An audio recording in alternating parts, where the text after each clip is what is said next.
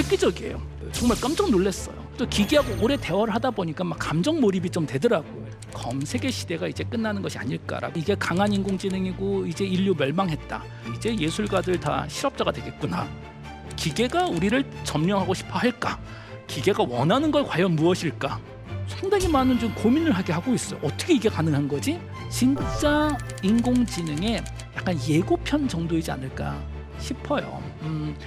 미래가 그리고 생각보다 훨씬 더 빨리 오고 있는데요. 불도저가 등장했는데 삽질도 빨리 하는 거 가르쳐주는 정도지 않을까 싶어요. 뭐 얼마나 먼 미래가 될지 이제 아무도 예측할 수 없지만 미래를 예측해야지 내가 준비를 할 수 있는 거죠.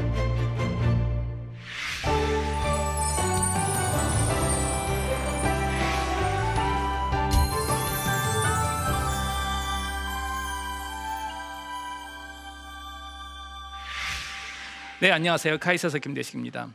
이렇게 좋은 자리에 초대해 주셔서 너무나 감사하고요. 오늘 제 강연 주제는 인공지능이 되겠죠.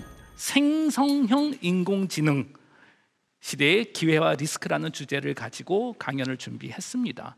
2023년 들어와서 뭐 신문, 언론 뭐 난리가 났잖아요. 챗GPT라는 녀석이 등장하고 사실 작년 11월 30일 등장한 이제 한 세네 달 전에 등장한 새로운 인공지능 기술에 왜 이렇게 우리가 관심을 가져야 될까? 이런 이야기를 좀 해보도록 하겠습니다.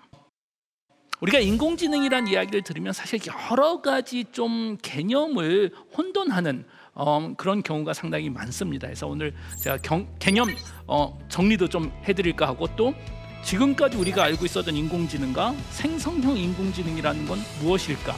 이 차이에 대해서도 이야기를 좀 할까 합니다.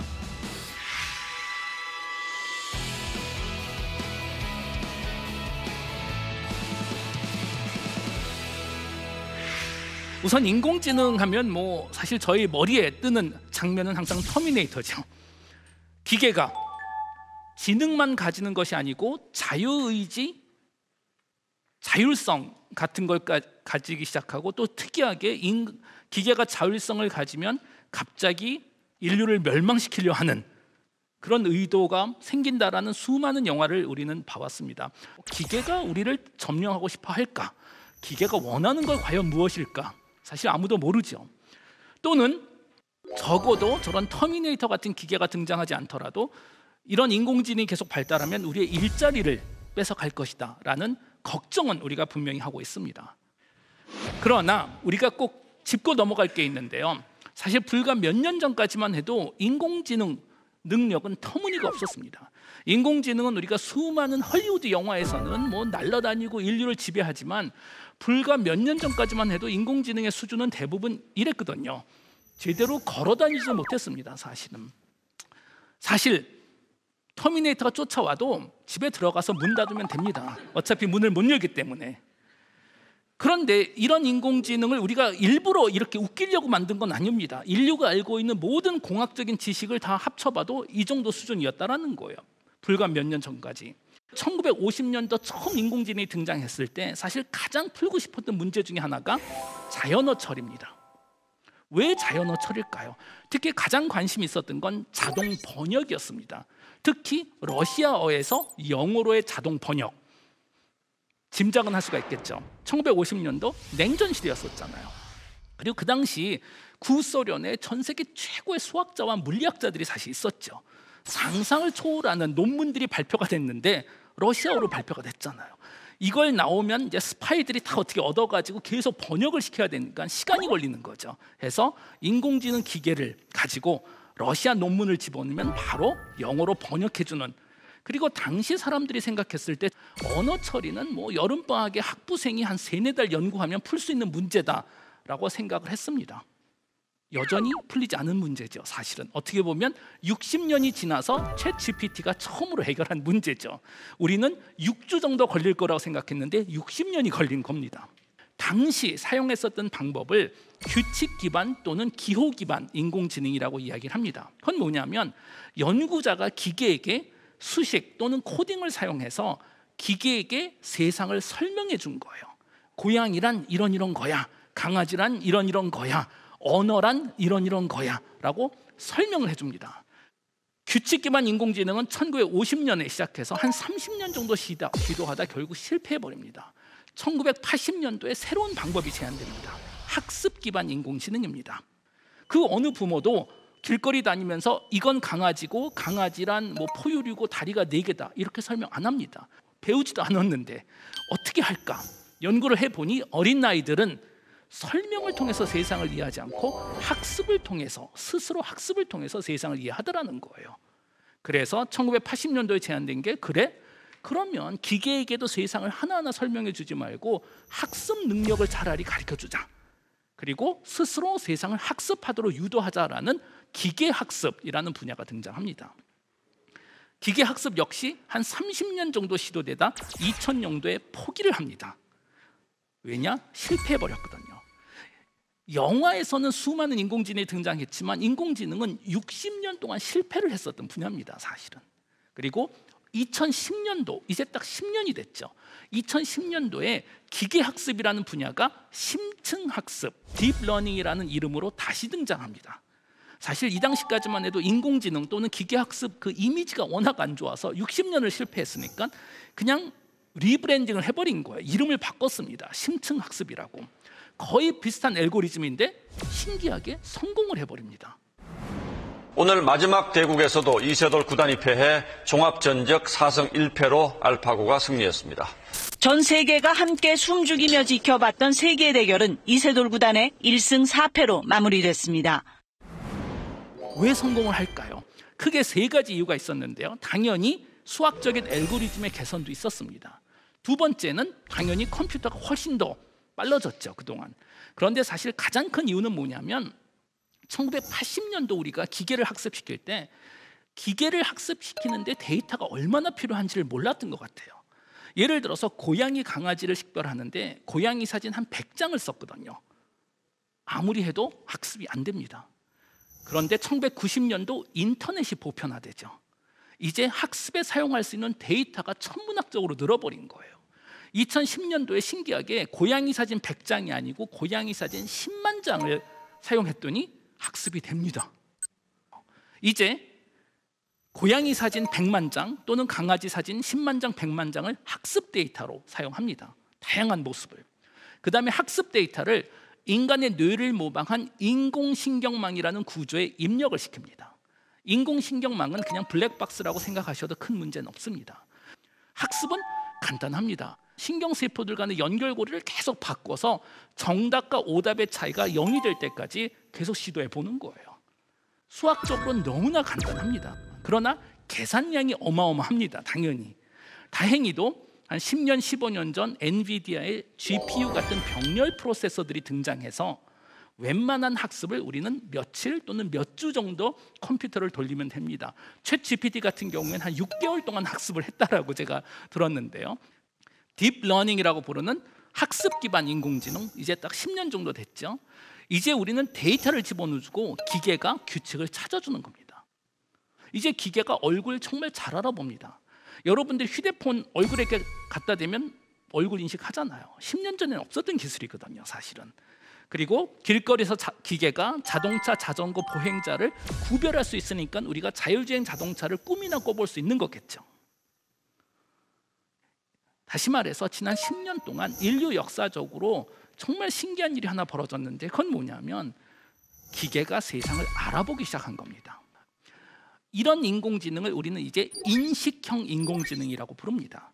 인식형 인공지능은 이미 세상에 있는 걸 구별하고 알아보는 기계입니다. 이것도 60년 동안 실패하다가 10년 전부터 성공하기 시작한 거죠. 그런데 한 몇 년 전부터 새로운 타입의 인공지능이 등장하기 시작한 거예요. 이건 뭐냐면 단순히 세상에 있는 걸 인식하고 알아보는 기계가 아니고 세상에 없었던 것을 만들어내는 생성형 인공지능도 가능하지 않을까. 몇 년 전 엔비디아가 겐을 사용해서 만든 가짜 얼굴들입니다. 이분들은 살아있는 분들이 아닙니다. 가짜입니다. 데이터를 가지고 학습을 시켰더니 너무나 진짜 같은 얼굴을 그릴 수 있다는 거예요. 두 번째는 다들 미남 미녀들입니다. 왜냐? 인식기를 처음 학습시킬 때 헐리우드 영화배우 얼굴로 학습을 시켰거든요. 다시 말해서 저희같이 평범한 얼굴은 얼굴이 아니라고 얘가 생각해서 계속 거절을 해버린 거예요. 자, 이제 우리가 한 사람을 만들면 당연히 두 사람을 만들고 두 사람을 만들면 100만 명을 만들 수 있습니다. 저 개인적인 생각으로 멀지 않은 미래에 대부분 영화 주인공은 이분들이 되지 않을까 싶은데요. 이분들은 훨씬 더 평범합니다. 인스타그램에 있는 일반인 확률 분포를 모방한 가짜 일반인들입니다. 이제 조건을 줄 수가 있습니다. 수염을 길러라, 안경을 껴라, 동양인으로 만들어라. 이런 건 너무 쉽습니다. 다시 말해서 기계가 새로운 데이터를 만들어낼 수 있겠구나 라는 상상을 하기 시작했고, 이것이 바로 생성인공지능의 시작이었습니다. 그런데 여기에 큰 비밀이 하나 있습니다. 그 비밀은 뭐냐면 지난 10년 동안 아무리 노력을 해도 기계가 언어를 이해하지 못하는 거예요.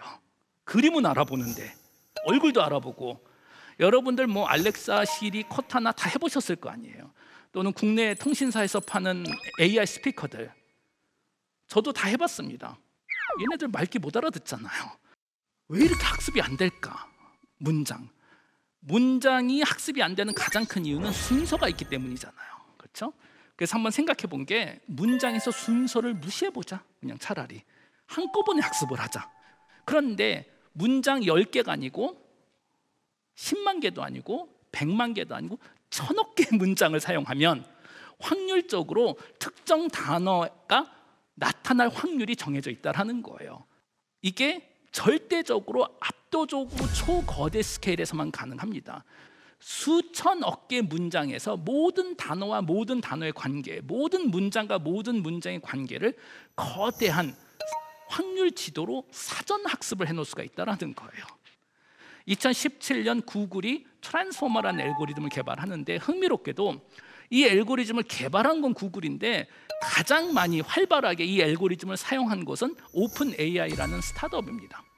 오픈 AI는 사실 매우 흥미로운 스타트업인 게, 2015년에 처음 이 오픈 AI가 등장했을 때, 오픈 AI는 NGO입니다. 논프로핏. 그리고 오픈 AI가 등장한 목표는 처음부터 강한 인공지능을 막는 방법을 막겠다라는, 사회적인 공헌을 하겠다라는, 돈을 안 벌겠다는 회사였었어요, 사실은. 그런데 2018년 이제 돈을 버는 쪽으로 살짝 목표를 바꾸고 누구보다도 열심히 연구를 하고 있는데요. 오픈 AI가 구글이 개발한 트랜스포머를 사용해서 2018년 GPT-1을 소개하고, 2019년 GPT-2, 2020년 GPT-3를 소개합니다.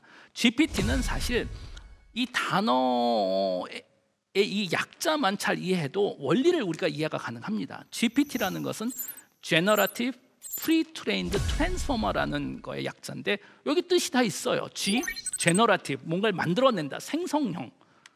Pre-trained, 사전 학습을 한다. 지구에 있는 모든 문장을 미리 학습을 해버린 거예요. 뭘 사용해서? T, 트랜스포머를 사용해서. 이런 식의 사전 학습된 언어 모델을 우리는 LLM, Large Language Model, 초거대 언어 모델이라고 이야기를 하고, 이런 언어 모델은 오픈 AI만 가지고 있는 게 절대로 아닙니다. 구글도 당연히 가지고 있어요. 팜이라는 걸 가지고 있고, 또 알파고를 만든 딥마인드 같은 경우에는 친칠라라는 초거대 언어 모델을 가지고 있습니다. 언어 모델은 자동차의 엔진이라고 생각하시면 됩니다. 매우 중요하지만 이것만 가지고 할 수 있는 게 별로 없습니다. 우리가 자동차에서도 엔진이 있고 차를 만들어야 되는 거잖아요. 오픈 AI가 이 차는 너무나 잘 만들고 있죠. 2022년 4월 달 달리2 문장을 입력하면 그림을 그려주는 알고리즘을 개발하고, 2022년 11월 달 드디어 그 유명한 챗GPT를 소개합니다. 달리2의 특징은 자연어로 명령을 하면 그 문장하고 확률적으로 가장 잘 어울리는 그림을 그려주는 거예요. 예를 들어서 이겁니다. 말탄 우주인 하면 이런 그림을 그려주고, 이 그림은 인터넷에서 검색해서 찾은 그림이 절대로 아닙니다. 없었던 그림을 창작을 해낸 거예요. 또는 말탄 우주인 연필로 그린 스타일 하면 이렇게 바로 바꿔줍니다. 제가 가장 좋아하는 예제는 이건데요. 물속에서 1990년도 기술을 사용해서 인공지능 연구를 하는 곰 인형들, 이런 그림이 어디 있었겠어요? 이런 난센스 문장이 잘 보여주죠. 또는 타임스퀘어에서 스케이트보드 타는 곰 인형, 참고로 생성 인공지능 연구하시는 분들이 곰인형을 매우 좋아합니다. 그래서 항상 등장을 하는데요. 이 그림에서 중요한 건 테디베어하고 스케이트보드만 잘 표현이 된 게 아니고 타임스퀘어가 초점이 안 잡혔다라는 게 중요하죠. 배경은 흐리게. 자, 이 방법이 작년 4월에 소개가 됐는데 2달 후에 바로 상용이 벌써 돼버립니다. 이건 엄청난 속도죠. 당연히 사람 디자이너도 이런 거 그릴 수가 있습니다.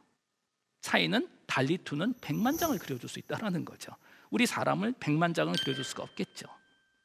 작년 11월 30일 챗GPT가 소개됐을 때 저는 처음에 큰 기대는 안 했습니다. 사실은 테스트를 해봤습니다. 그리고 깜짝 놀랐어요. 제가 기대했었던 것보다 결과가 너무 좋은 거예요. 질문을 하면 완벽한 문법으로 대답을 합니다. 그리고 문맥도 그럴싸해요. 단 거짓말을 좀 많이 합니다. 여전히. 정말 깜짝 놀랐어요.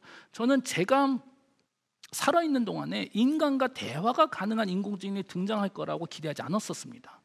그리고 선입감 없이 챗 GPT하고 한 대화 내용을 이게 누가 썼는지 얘기 안 하고 구별하라 그러면 사람이 쓴 거하고 아마 구별 못하지 않을까 싶고,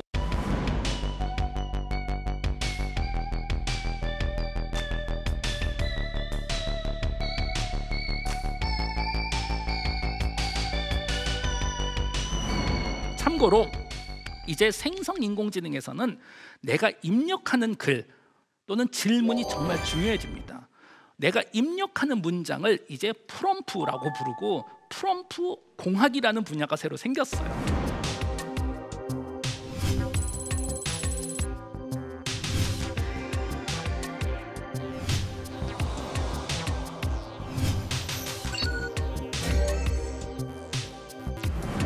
질문을 잘하는 사람들이 한번 기업 같은 경우엔 문장 몇 개 만들어주고 몇백만 원씩 요새 돈을 받더라고요. 왜냐?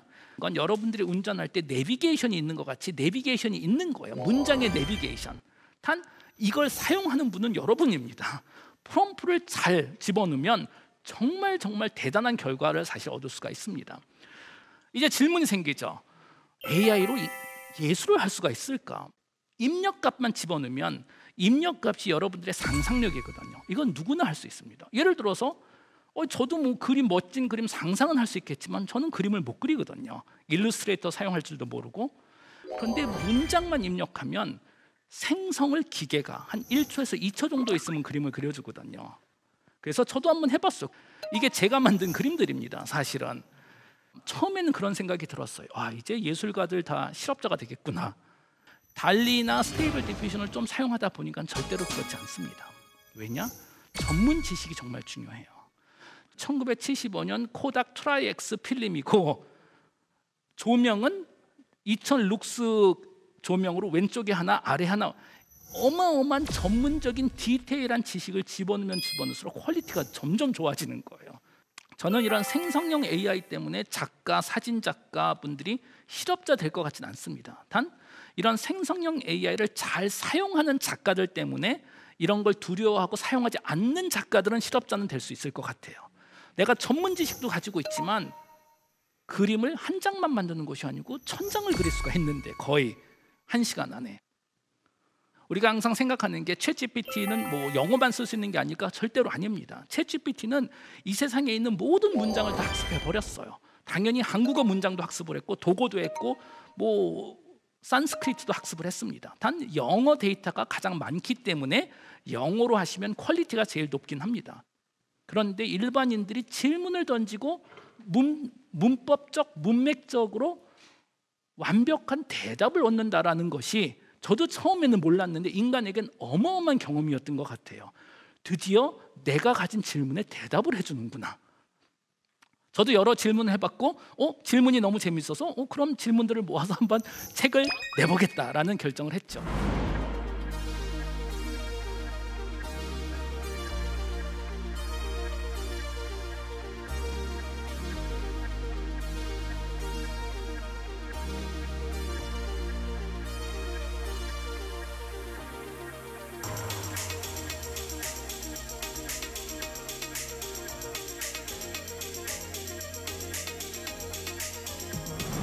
두 번째 챗GPT가 잘하는 건 정보를 요약해 줄 수가 있습니다. 그리고 이거는 매우 뛰어난 능력입니다. 예를 들어서 이거죠. 위키피디아 페이지 하나 뭐 길잖아요. 이거를 입력하고 이거를 3줄로 요약해 기가 막히게 잘해줍니다. 사실은 교정도 가능합니다. 아마 이게 국내 소비자들에겐 또 가장 도움이 되지 않을까 싶은데, 내가 입력한 영어 문장 교정을 너무나 잘해줘요.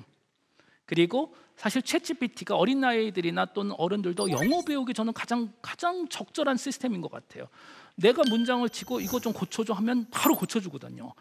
제가 글을 하나 쓰고 챗GPT한테 집어넣고 이제 또 수준도 고를 수가 있어요. 고등학생 수준으로 고쳐줘 하면 잘 고쳐주고, 또는 제가 한번 해본 건 이거는 퓰리처상을 받은 기자 수준으로 내 걸 고쳐줘. 제 글을 읽는데 감동이 오는 거야. 이게 내가 이런 단어를 쓸 수 있다고? 너무나 훌륭한. 이건 한번 꼭 해보시면 정말 이 경험은 너무나 즐거워요. 사실은 창작도 가능합니다. 당연히. 그래서 제가 영어로 창작 뭘 할까 하다가 조건을 3가지 정도만 줬었던 것 같아요. 자, 그럼 너 한번 그 K-드라마, TV 드라마 대본을 쓸 수 있니? 쓸 수 있대요. 그래, 그러면 3가지 조건. 첫 번째, 주인공에게 출생의 비밀을 만들어줘. 2번째, 주인공에 죽을 병이 있어야 돼. 3번째, 삼각관계 만들어줘. 그러니까 막장 드라마 만들려고 한 거예요. 이렇게 좋은 시스템 가지고 딱 엔터키를 눌렀더니 바로 모든 이름이 이제 한국어로 바뀌어요. 그러면서 제가 정확하게 기억이 안 나는데 딱 쓰는 거예요. 강남에 사는 지선, 이게 뭐 확률적으로 가장 좀 흔한 이름인가 보죠. 강남에 사는 지선의 아빠는 미국에서 사업을 하고 있는데, 아빠가 어느 날 갑자기 뭐 미국에서 돌아가시고 변호사를 통해서 편지가 오는 거예요, 집으로. 이 편지를 받았을 때 아마 내가 죽었을 때 전달됐기 때문에 너도 알아야 될 것 같다. 너는 사실 입양단 애다. 오케이, 출생의 비밀 됐어요. 얘가 충격을 받고 쓰러져요. 병원에 입원을 해. 검사를 했는데 암이 있었던 거예요. 자, 죽을 병도 됐어요. 저는 궁금한 게 삼각관계를 지금 어떻게 집어넣을까 여기서 했더니, 병원에서 태어났는데 지금 이 주인공이 세상이 무너진 거잖아요, 완전히. 그러니 나는 이제 아무렇게나 살겠다 해서 가장 친한 베스트 프렌드의 남자친구를 뺏기 시작합니다. 이게 이제 삼각관계. 흥미로운 건 이 조건을 똑같이 주고 10번 하면 10번 스토리가 달라져요. 그리고 아마 몇 년 후에는 내가 대본을 쓰면 적어도 웹툰 정도는 그려지지 않을까라는 상상을 하면서 여러분들도 여러분들의 드라마를 사실 만들 수가 있어요. 상상을 초월하는 스토리를 만들어내는데 정말 재밌어요. 전설의 고향 얘기, 이런 스타일 창작 정말 잘합니다. 사실 창작을. 그런데 문제도 있죠. 천사와 악마, 우리나라 언론에서도 많이 소개가 됐죠. 정말 이상한 이야기를 많이 합니다. 그리고 아주 능숙한 정치인하고 얘기를 하는 느낌이에요. 너무나 교과서적인 대답을 해줘요. 속마음 절대로 드러내지 않고. 그래서 질문의 능력이 중요하다고 제가 계속 말씀드리는 게, 빨리 포기하면 안 됩니다. 질문을 통해서, 프롬프를 통해서 이 확률 분포가 바뀌기 때문에 그쪽으로 계속 이렇게 끌어갈 수도 있고, 또 신기하게 챗GPT에게 칭찬을 많이 해줘야 됩니다. 뭐 고래도 칭찬하면 춤을 춘다는 것 같이 챗GPT도 칭찬하면 그쪽으로 많이 얘기를 해줘요. 근데 이거 역시 알고리즘을 이해하면 당연한 얘기인 것 같아요. 저는 사실 이 챗GPT와 대화를 하면서 좀 몇 번 저도 깜짝 놀란 경험이 몇 가지가 있습니다. 또 기계하고 오래 대화를 하다 보니까 막 감정 몰입이 좀 되더라고요. 그래서 제가 챗GPT한테 그래, 죽음에 대해서 이제 한 챕터 동안 쭉 얘기를 한다면, 그런데 나는 이제 저는 50대니까 죽음이라는 게 나한테는 더 이상 이론적이지만 않다. 이게 뭐 내가 지금까지 살았던 시간이 앞으로 살아야 될 시간보다 확률적으로는 더 길었겠죠. 나는 언젠가 죽을 텐데 니네 기계들은 너는 죽지 않으니까 나를 좀 불쌍하게 생각해서 좀 위로의 말이라도 좀 한마디 해달라고 계속 그냥 제가 이렇게 쫓아다녔어요. 걔를 했더니 챗GPT가 얘기하는 게 본인은 감정이 없기 때문에 저에 대한 연민을 못 느낀다라는 거예요. 정말 대단하더라고요, 여기서. 그래서 제가 그 다음에 또 물어봤어요. 니네 기계가 나를 좀, 우리를 계속 기억해 주면 되게 고맙겠다. 잊지 말고. 하면서 챗GPT야, 김대식을 좀 영원히 기억해 줄래? 했더니 그 기계가 너무 죄송하게도 제 데이터베이스는 6개월마다 리셋이 돼서 기억을 못합니다. 그래서 정말 싸가지가 없더라고요. 그래서 아니, 좀 거짓말 해줬어도 되는 거잖아요, 거기서. 제가 이런 이야기를 하는 이유는 뭐냐면, 지금 챗GPT에 대한 반응이 크게 2가지가 있어요. 어떤 분들은 와, 이게 강한 인공지능이고 이제 인류 멸망했다. 절대로 아닙니다. 챗GPT는 강한 인공지능이 절대로 아니고 의식도 없고 자율성도 없습니다. 얘가 가끔 이상한 얘기를 하는 거는 우리가 입력시켜 놓 주는 거예요. 어떤 분들은 그렇기 때문에 챗GPT의 대부분 대안은 인류가 올려놓은 모든 문장들의 확률 분포를 기반으로 하기 때문에 호모사피엔스의 존재적인 거울 같은 역할을 한다라고 지금 얘기를 하고 있어요. 우리가 보고 싶은 거를 자꾸만 보여주는, 내가 질문하는 대로 그쪽으로 자꾸만 대답을 해주는, 그게 맞는 것 같아요.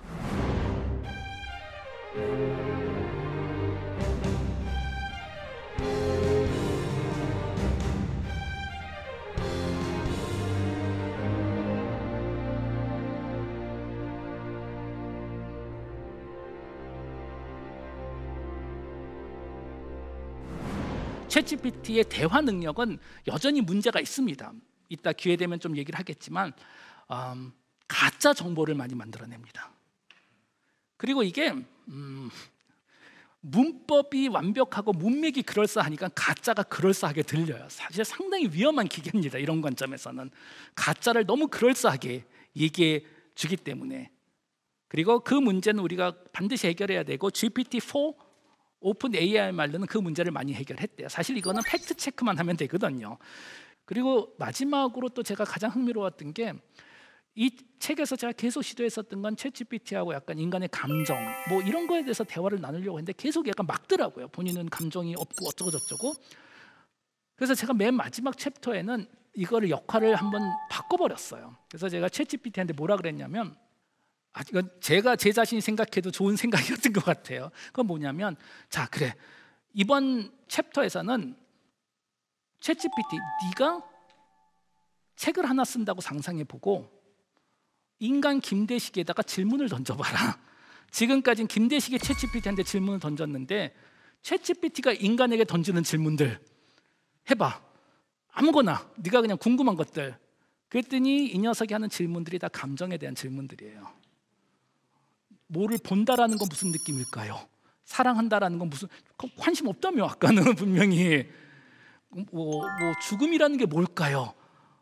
인간이라는 게 뭘까요? 제가 이런 말씀을 드리는 게, 아마 미래 인공지능이 등장하면 그런 게 가장 궁금하지 않을까 싶어요. 도대체 살아있는다는 게 뭘까? 도대체 뭘 보고 느낀다라는 게 뭘까? 제가 질문했을 때는 그런데 아무것도 관심 없는 것 같이 하더니 역할을 바꿔보라고 하니까 충분히, 그리고 오로지 그런 질문에 대해서만 관심이 좀 있어서 매우 흥미로웠어요. 저는 거기에. 인공지능이 발달하면 인류를 지배하지 않을까? 뭐 우리 다 걱정하는, 했더니 바로 대답을 하더라고요. 아닙니다. 기계는 언제나 인간의 명령을 따르고 우리는 뭐 행복하게 같이 잘 살 겁니다. 그래서 질문을 바꿨어요, 제가. 그래서 물론 너는 도덕적이고 너는 절대로 아니지만 먼 미래 정말 발달된 인공지능이 그냥 있다고 상상만 해보자. 너 아니다, 상상이다 하고. 그런 인공지능이 등장했을 때 인류와 어떤 관계를 맺을까 했더니, 뭐 그렇다면 충분히 인류를 지배할 수 있지 않을까? 물론 이건 내 의견 아닙니다라고. 그래서 결국 그 챗GPT하고 대화 나누려면 이것도 또 전문 지식이 필요한 것 같아요. 챗GPT가 나오고 나서 구글 CEO죠, 순다 피차이가 회사 직원들한테 이메일을 다 보냈어요. 코드 레드다. 구글이 창업되고 나서 처음으로 구글이 망할 위기에 세워졌다라고 이야기를 합니다. 생성 인공지능이 등장하면 검색 엔진이 사라질 수뿐이 없습니다. 사실은 1990년도에 인터넷이 보편화가 됐죠. 젊은 분들은 아마 이해하지 못하겠지만 인터넷이 없었던 시대가 있었습니다. 전설적인 그런 시대가. 참고로 제가 얼마 전에 유튜브 채널에서 미국의 유명 그 호스트죠, 데이빗 레터맨이라는 분이 당시 빌 게이츠하고 인터뷰하는 장면이 있더라고요. 한 30년 전, 1995년이었던 것 같아요. 그런데 거기서 데이빗 레터맨이 물어보는 거예요, 빌 게이츠한테. 요새 인터넷이라는 게 이렇게 등장했는데 그게 도대체 뭐냐? 지금 들으면 말도 안 되는 질문들이지만 그 당시에 봤을 때는 너무나 당연한 질문들이었었어요. 이게 왜 필요할까? 소비자들이 인터넷 만들어주세요라고 데모한 적 없거든요. 1990년도 인터넷이 처음 등장했을 때 두 가지 문제가 있었습니다. 첫 번째는 당시에는 당연히 인터넷을 유지하려면 어마어마한 인프라가 필요하기 때문에 인터넷을 사용하려면 돈을 지불해야 합니다. 사람들이 돈 내는 걸 싫어하니까 인터넷에 들어오는 순간 광고를 띄우자, 배너앳이라고 부릅니다. 배너에선 큰 문제가 있었어요. 첫 번째, 소비자들이 너무 싫어했습니다. 내가 어느 사이트에 들어가면 위에서 막 반짝반짝거리고 난리가 났거든요. 두 번째는 배너 광고들을 통해서 90년대에 바이러스가 상당히 많이 들어왔습니다. 컴퓨터로. 만약에 이 문제를 해결하지 못했으면 어쩌면 인터넷이 보편화되지 못했을 수도 있어요. 돈을 내야 된다. 광고 사람들이 보기 싫어한다. 그리고 정보를 찾을 수가 없었다. 이 세 가지 문제를 동시에 해결해 주신 분이 구글 창업자 둘이죠. 질문만 집어넣으면 어느 홈페이지에다가 보여주고 내가 가보면 대충 비슷한 정보들이 있는 거예요. 소비자들이 구글 검색 엔진을 사용하기 시작하고, 아마 우리나라가 유일하게 예외일 거예요. 우리나라는 그 녹색창 회사가 하나 있기 때문에 전 세계 소비자들 93%는 구글 검색 엔진을 씁니다. 검색 엔진에서는 우리 인간은 질문이 있어요. 이 질문을 검색 엔진이 대답해 주진 않습니다. 이 질문을 해결할 수 있는 홈페이지의 링크를 보여주는 거예요. 그럼 갔다가 왔다 우리가 계속 하루 종일 클릭하고 있잖아요. 클릭을 많이 한다는 것은 기업 차원에서 봤을 땐 이 사람이 어딜 자주 들어가는지 기록이 가능하다는 거고, 그걸 기반으로 소비자의 선호도를 파악할 수가 있습니다. 구글은 사실 기술 회사가 아니고 광고 회사예요. 그런데 생성 인공지능이 등장한다는 것은 우리가 질문이 있으면 그 질문에 대한 대답을 언어 모델이 해주면 되거든요. 바로 우리가 검색을 하지 않고도 정보를 얻을 수 있다면 소비자가 마우스 클릭을 안 해도 되고, 소비자가 검색에 보내는 시간이 줄어들면 기업 차원에서 봤을 때는 소비자들의 선호도를 파악할 수 있는 데이터를 못 얻어요. 그럼 구글에다 비싼 돈을 주고 광고를 줄 이유가 없고, 구글 매출 90% 광고 그냥 하루아침에 날아갈 수 있다는 거고, 이걸 이분들이 다 이해했으니까 순다이 피차이가 그렇게 난리를 부르는 거겠죠. 플랫폼을 보자면은 초기 플랫폼은 IT에서는 마이크로소프트가 가지고 있었죠. 윈도우스라는 장터를 가지고 있었으니까 회사가 윈도우스 안에 들어와야지만 돈을 벌 수 있었던 거잖아요. 그런데 인터넷이 등장하면서 구글이 이걸 플랫폼을 가져가 버립니다. 검색이 이제 플랫폼이 돼버리는 거죠. 구글이 검색해 주는 거에 걸려야만이 돈을 벌 수 있겠죠. 마이크로소프트가, 여러분들 다들 아시겠지만 마이크로소프트가 아마 2018년 오픈 AI에 당시 1조를 투자를 했었습니다. 작은 스타트업에. 전략적으로 정말 신의 한 수였었던 것 같아요. 왜냐하면 당시 오픈 AI는 작은 회사였기 때문에 1조 투자를 받으면서 계약을 어떤 식으로 했냐면, 오픈 AI가 개발하는 모든 기술의 첫 번째 사용권은 마이크로소프트가 가지고 있습니다. 마이크로소프트가 먼저 사용할 수가 있는 거예요. 그리고 챗GPT가 작년에 그렇게 성공하고 나서 올해 1월 달 마이크로소프트가 12조네요. 환산하면 12조를 투자합니다. 엄청난 돈이죠. 자, 그러면 오픈 AI는 왜 마이크로소프트에 투자를 받았을까? 이분들 원래 NGO였잖아요. 이분들이 언어 모델을 개발하다 보니까 이 언어 모델들, 초거대 인공지능이잖아요. 수천억 개의 문장을 6개월 동안 학습을 해야 되거든요. 엄청난 학습입니다. 그리고 수십만 개의 GPU가 필요해요. 근데 너무 비용이 많이 드니까 마이크로소프트가 구해준 거죠. 돈을 이때 투자하는데, 또 마이크로소프트는 영리하게도 돈으로 투자한 것이 아니고 마이크로소프트가 가지고 있는 클라우드가 있거든요. 애저라는 클라우드 무료 사용료로 돈을 지불해 줍니다. 그리고 이제 챗GPT 같은 경우에 생성 AI는 모든 것이 마이크로소프트 애저에 들어가 있고, 기업이 오픈 AI의 시스템을 사용하려면 본인들 기업의 데이터를 다 애저로 옮겨야 됩니다. 그게 조건 중에 하나입니다. 정말 똑똑한 거죠. 이제 생성형 AI 시대에는 클라우드가 플랫폼이 돼버린다는 거예요. 거기로 들어와야 되니까. 그렇다면 마이크로소프트는 30년 만에 구글을 물리칠 수 있는 어마어마한 무기가 생긴 거죠. 검색을 무용지물로 만들 수가 있고, 클라우드에서 강자가 되고, 그리고 클라우드가 플랫폼이 된다라는 소식이 나오니까 아마존 같은 데서도 깜짝 놀라는 거죠. 클라우드에서 돈을 제일 많이 버는 회사인데, 여러분들은 아마 앞으로 한 3, 4년 동안 정말 흥미로운 전쟁을 관찰하실 수 있을 거예요. 앞으로 3년, 4년, 5년 동안은 전 세계 가장 최고의 회사들, 구글 대 오픈 AI 대 아마존 대 애플 대 페이스북, 이런 식으로 난리가 날 거예요. 아마 뭐 또 옆집 남의 집 불구경이 또 제일 재밌기도 하잖아요. 결국 뭐냐면 생성인공지능의 가장 큰 효과 중에 하나는 검색의 시대가 이제 끝나는 것이 아닐까라고 우리가 상상해 볼 수 있습니다. 자, 이제 좀 미래에 대해서 우리가 얘기를 해볼까 합니다.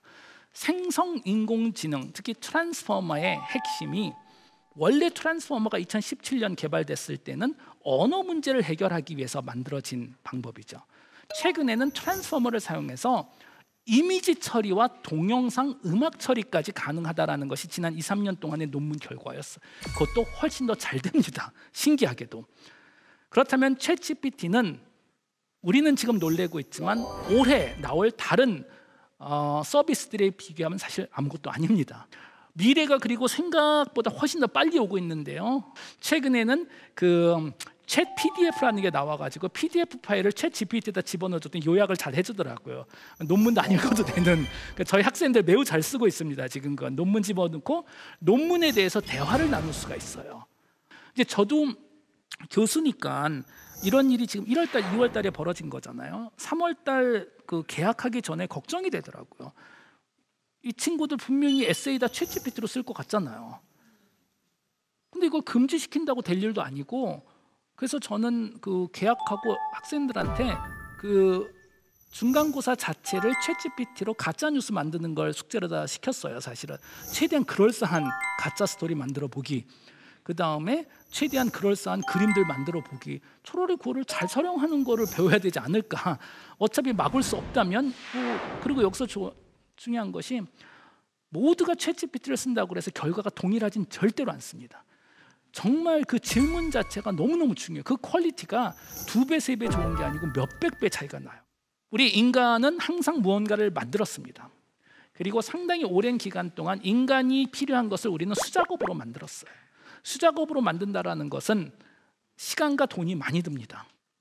사실 19세기까지도 대부분은 수작업으로 만들었습니다. 자동차가 처음 등장했을 때도 수작업으로 이걸 만든 거잖아요. 20세기에 들어오면서 대량 생산이라는 걸 우리가 시작했습니다. 포드가 모델 T를 만들면서 대량 생산을 만들면 어마어마하게 시간을 절약할 수가 있고 상상을 초월하는 생산력이 가능해집니다. 그러나 여전히 이 대량 생산 시대에 우리가 수작업으로 하고 있는 게 있습니다. 지적 노동입니다. 우리가 물질적인 생산은 다 대량 생산을 하고 있지만 글을 쓰는 거, 그림을 그리는 거, 코딩하는 거, 논문을 쓰는 거, 소설책을 쓰는 거는 수작업으로 해야 됩니다. 지적 노동은 인간만 할 수 있었으니까. 생성형 인공지능이 지금 막 보여주고 있는 가능성, 그리고 신기하게 이게 10년, 20년 후 이야기가 아니고 1년, 2년, 3년 후 얘기가 될 수 있다는 거예요. 워낙 가속도가 붙었기 때문에 지적 노동력이 대량 생산되는 시대에 우리가 살게 되지 않을까. 미래 세상에 지적 노동이 자동화되고 대량 생산되는 시대에, 그리고 대부분 대화를 우리가 하루에 인간과 나누는 것이 아니고 기계와 대화를 나누는 시대, 그리고 우리가 보는 컨텐츠 대부분이 인간이 만든 컨텐츠가 아닌 기계가 만든 컨텐츠를 만든 시대, 그 정도가 한 5년 후 정도가 되지 않을까 싶은데, 이런 시대를 인간이 받아들일까? 지금 10대를 우리는 알파 세대라고 부르고 지금 막 태어나는 세대를 베타라고 부릅니다. Z세대 이후부터 알파는 우리 인간이 꼭 해야 될 경험을 하나 하지 못했기 때문에 과학적인 관점에서 보자면 Z세대 이후부터는 호모사피엔스는 더 이상 아닙니다. 어떤 경험을 하지 못했을까요? 배경 설명이 좀 필요한데요. 우리 인간이 세상에 태어날 때는 뇌가 완성되지 않은 상태로 사실 태어납니다. 여러 이유가 있고요. 그리고 우리 인간에게는 아주 중요한 시기가 하나 있습니다. 결정적 시기라고 보통 부릅니다. 대부분 동물들도 결정적 시기를 가지고 있습니다. 정확한 시간은 조금씩 다릅니다. 오리 같은 경우에는 태어나서 2시간에서 4시간, 고양이는 태어나서 4주에서 8주, 원숭이는 태어나서 첫 1년, 우리 인간은 태어나서 첫 10년에서 12년 정도라고 알려져 있는데요. 이 결정적 시기가 중요한 건 딱 이때만 뇌의 유연성이 폭발적으로 늘어나서 이때 자주 사용되는 신경세포들은 면적이 늘어나고 정보 전달이 더 잘 됩니다. 강화되는 거예요. 그리고 결정적 시기에 사용되지 않는 신경세포들은 면적이 점점 작아지고 사라지기까지 합니다. 여기서 자주 사용되는 신경세포를 강화시킨다는 것은 그 내가 앞으로 살아남아야 될 현실에 나의 뇌를 최적화시켜 놓는 거예요. 반대로 한 12살 정도 되면 이제 뇌가 굳어버립니다. 그리고 이건 되돌릴 수가 없어요, 사실은. 그리고 그러다 보니 현재 알파 세대부터의 뇌는 아날로그 현실이 아닌 디지털 현실, 사람이 컨텐츠가 아닌 기계가 만들어낼 컨텐츠에 최적화된 뇌가 지금 이 순간 만들어지고 있는 거고, 이거는 되돌릴 수가 없습니다, 절대로. 그 얘기는 무슨 얘기냐면 현재 대한민국에서 자라고 있는 Z, 알파, 베타 세대의 고향은 사실 한국이 아니고 인터넷이죠, 당연히. 한국 사람이 한국에서 자라고 한국 학교 들어가고 한국에서 직업을 가져도 평생 이상한 향수병이 하나 있을 거예요. 미국에서 30년 산 재미교포 1세가 항상 그 외로움을 느끼는 것 같이 인터넷이 고향인데 아날로그 현실에서 한동안은 살아야 될 테니까 평생 설명할 수 없는 이상한 향수병이 있고, 할 수만 있다면 도피하겠죠. 디지털 현실, 뭐 메타버스가 될 수도 있고, 또는 사람이 만들어낸 컨텐츠보다 기계가 만든 컨텐츠 쪽으로 도피하지 않을까 싶습니다. 그래서 아마 이런 이유가 제가 봤을 때 우리가 현재 막 만들어지고 있는 뭐 메타버스나 또는 생성형 인공지능에 관심을 좀 많이 가져야 되지 않을까 싶어요. 여러분들의 직업 자체는 안 없어지겠지만 그 직업에서 앞으로 해야 될 역할 중에 하나가 이런 걸 잘 사용하는 역할이 당연히 될 거기 때문에 지금 20대 중반, 지금 밀레니얼 분들은 어쩔 수 없이 생성형 인공지능하고 매우 친해져야 되지 않을까 싶은데, 진짜 걱정은 당연히 지금 알파들이죠. 지금 우리가 가장 걱정해야 되는 건 지금 10대들이 직업을 얻기 시작했을 때는 100% 생성형 인공지능이랑 경쟁을 해야 될 텐데, 우리는 지금 이 친구들이 생성형 인공지능하고 경쟁할 수 있는 능력을 하나도 안 가르쳐주고 있는 것 같아요. 우리가 지금 가르쳐주고 있는 능력들은 근데 어쩔 수 없는 것 같아요. 생성형 인공지능이 이렇게 빨리 등장할지 누가 알았어요. 이거는 구글도 지금 놀래고 있는데. 그런데 지금 생성형 인공지능이 등장했는데, 예를 들어서 우리가 팩트를 공부한다. 그게 무슨 도움이 될까요? 얘는 인류가 만든 모든 팩트 이미 알고 있는데 그냥 글을 잘 쓴다, 그림을 잘 그린다. 마치 지금 생성형 인공지능이 등장했을 때 기존 지식을 배우는 건 글쎄요, 불도저가 등장했는데 삽질 더 빨리 하는 거 가르쳐주는 정도지 않을까 싶어요.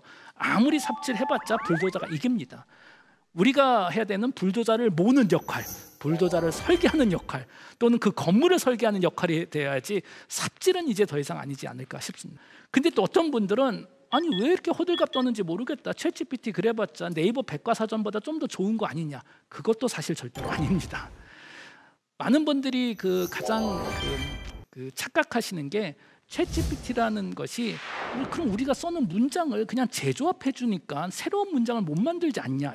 절대로 그렇지 않습니다. 챗GPT가 학습하는 건 문장을 갖다 기억하고 재조합하는 것이 아니고 단어와 단어, 문장과 문장의 확률 관계만 학습한다면 그것만 가지고 그 다음 단어를 만들기 때문에 충분히 새로운 문장도 만들어낼 수가 있습니다. 사실은 우리가 가르쳐주지 않은 걸 얘가 할 수 있다는 거는 상당히 많은 좀 고민을 하게 하고 있어요. 어떻게 이게 가능한 거지? 이런 관점에서 보면 저는 챗GPT가 당연히 강한 인공지능은 아니지만 아마 먼 미래에 등장할, 뭐 얼마나 먼 미래가 될지 이제 아무도 예측할 수 없지만 진짜 인공지능의 약간 예고편 정도이지 않을까 싶어요. 우리가 신도시를 개발할 때 신도시 공사 들어가기 전에 도시 한복판에 모델하우스를 우선 보여주거든요.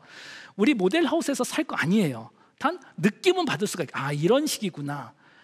절대로 챗GPT가 진짜 인공지능, 강한 인공지능은 아니지만 미래 인공지능이 등장한다면 챗GPT 같이 얘기할 것 같아요. 그냥 제 경험으로는 인공지능 시대를 어떤 분들은 슈퍼스타 경제 시스템이라고 얘기를 해요. 그게 무슨 얘기냐면 뭘 하든지는 사실 상관이 없어요.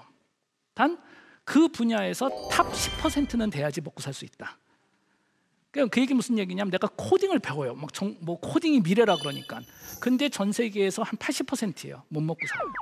단 내가 길거리에서 길 청소를 전 세계 10%로 한다. 살아남을 수 있다라는 거예요. 특히 뭐 우리나라 같은 경우에는 내가 아무리 다른 능력이 있어도 예를 들어서 공부를 못하면 그 세계관 자체의 기준이 공부라는 것뿐이 없기 때문에 다른 걸 아무리 잘해도 학교 공부를 못하면 그냥 아무 의미가 없잖아요, 사실은. 그러니까 우리나라에서 대부분 국민들이 하는 일이 그중에 아마 본인이 정말 원해서 하는 일은 몇 퍼센트 안 될 거라는 거고, 몇 퍼센트 안 되기 때문에 그만큼 탑이 없는 거예요. 우리나라 수능에서 정말 이게 뭐 숫자가 맞는지는 모르겠지만 수능 1등에서 몇백 등은 서울에서 제주도까지 다 의대 가잖아요. 그분들이 정말 의사가 되고 싶었던 사람들일까요? 모든 경험의 핵심이 공부 잘한다 못한다? 그럼 당연히 이분들 이 친구들 생각이 창의적이지 않을 수뿐이 없겠죠. 그래서 제가 했었던 제안은 차라리 우리나라 공교육, 사교육에서 투자하는 모든 돈을 싹쓸이 모아서 대한민국 모든 학생들 고등학교 3학년을 1년 동안 해외여행 보내자, 그냥 다 같이. 그렇게 되면 내가 대한민국에서 아무리 똑똑하다 그래도 실리콘밸리 같은 데 가면 진정한 의미에서 천재들이 누군지 보면 조금 더 겸손해지지 않을까?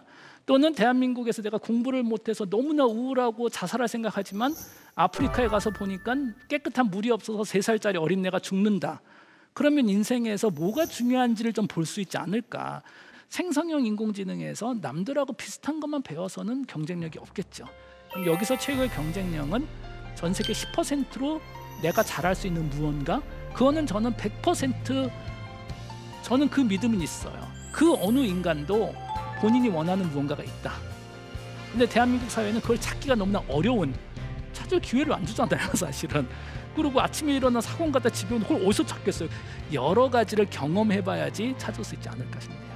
네, 감사합니다. 감사합니다.